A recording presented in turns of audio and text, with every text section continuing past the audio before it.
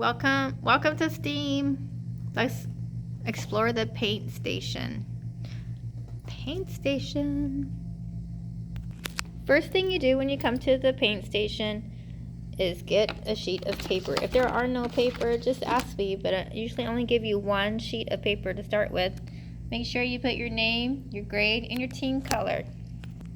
After you use your first sheet of paper, you can start using these washable palette papers. So you can paint as many times as you want and you wash it off. You can also transfer your painting onto a piece of drawing paper from the drawing station. Remember to get your paint wet before you use it to make it nice and juicy.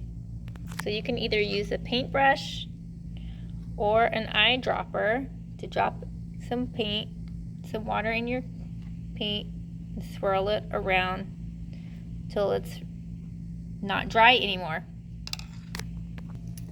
We don't want to damage our paintbrushes, so we're always going to paint like a ballerina.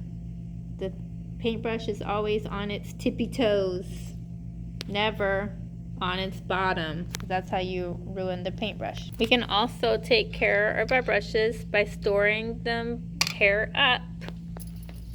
Hair up.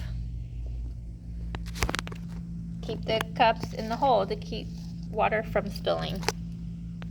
Make sure you're always painting with a clean brush before changing colors. When you are finished painting, be sure to empty the water, rinse the cup, rinse the brush, hair up,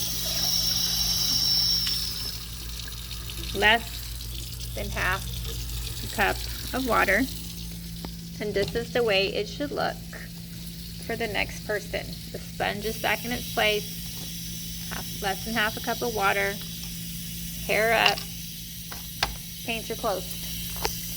What do you do with your picture when you are finished?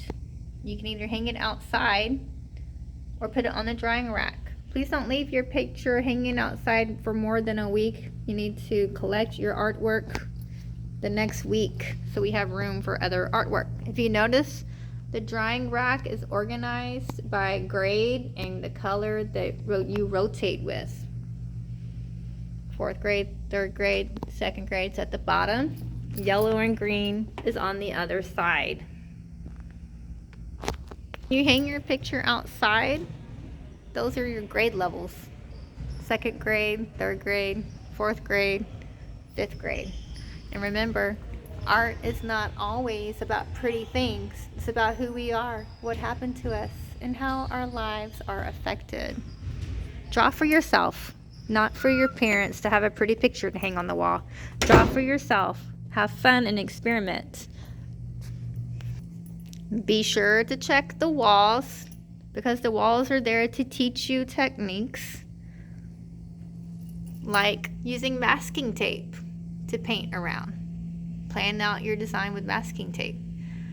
Or this crayon resist. Draw with crayon and paint over top. And I'll be posting, there's techniques posted in the painting section of my Google Classroom. Now, let's talk about tempera paint, liquid colors. Just a dot, not a lot. So you'll need one of these. You'll need to make sure the lid is on and shake it really good. And that's plenty of paint. It really doesn't take much. If you're noticing you need more than that, then just get another dot. It doesn't take much paint at all. So just a dot, not a lot. Be sure to check out the Google Classroom for inspiration and techniques like this watercolor birds.